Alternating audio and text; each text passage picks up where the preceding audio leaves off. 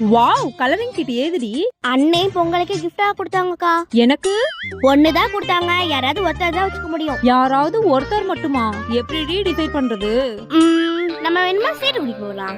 ஓகேவா? ஒரு ஷீட்ல ரோஷினின் என் பேர் எழுது, இன்னொரு ஷீட்ல ஹர்னின் உன் பேர் எழுது. குலுக்கி போடுவோம். நீ ஒரு சீட் எடு, அதுல யார் பேர் வருதோ அவங்களையும் இந்த கிட்ட வச்சுக்கலாம். குலுக்கி போடுறதா? எப்படியாவது அந்த கிஃப்ட் ஆட்டையை போடுமே. 2 சீட்லயும் நம்ம பேரையே எழுதிடுவோம். ஓகேடி, சீட்ல நான் தான் பேர் எழுதுவேன். ஓகே, 2 சீட்லயும் பேர் எழுதிட்டேன். இந்த குலுக்கி போடு. நீயே குலுக்கி போடுக்கா. சரி, சீட்டாவது ஏறி. நீயே எடுக்கா.